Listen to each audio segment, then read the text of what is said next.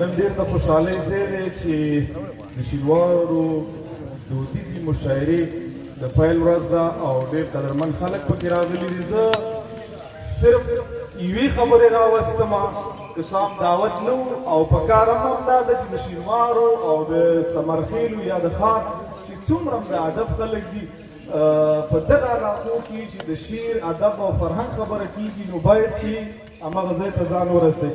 زم د شینوارو د دودیزې مشاعرې د نوم دپاره راغلم او غواړم په دې کې ځان د شینوارو د دودیزې مشاعرې په پیلامه کې مان شو.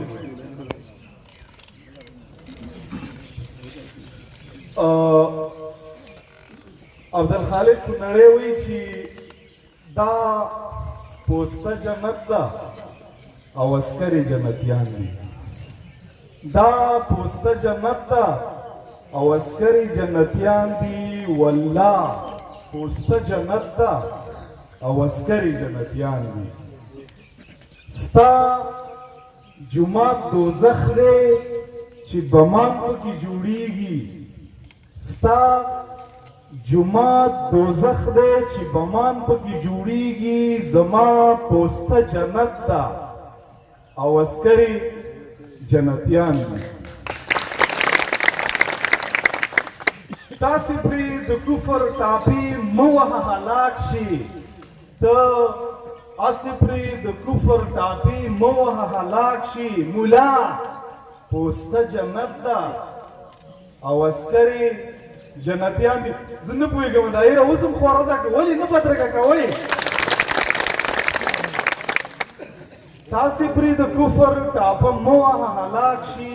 مولا پوسته جنت ده او عسکرې جنتیان دي. قرآن، یاسین، نماز او جانماز پکې موجود دي. قرآن، یاسین، نماز او جانماز هر څه موجود دي. رښتیا پوسته جنت ده او عسکرې جنتیان دي. قرآن زه هیله لرم چې دا رښتیا د دې کافۍ نه وروسته تاسو هم بدرګه کړئ. قرآن، یاسین، نماز، جانماز هر څه موجود دي. رښتیا پوسته جنت ده او عسکرې جنتیان دي. بابا د پنجابي مولا د کفر فتوا دروغ ده. بابا د پنجابي مولا د کفر فتوا دروغ ده. بابا پوسته جنت ده او عسکرې جنتیان دي. زما او ستا د سر او مال ساتنې ته پرته ده.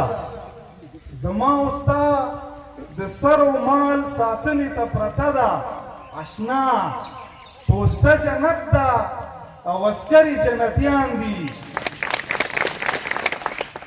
پرون چې هلمندیانو تاسو کومه پوسته چور کړه، پرون چې هلمندیانو تاسو کومه پوسته چور کړه، همدا پوسته جنت ده او عسکرې جنتیان دي.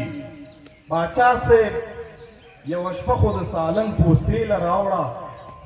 باچا صاحب یوه شپه خو د سالنګ پوستې له راوړه.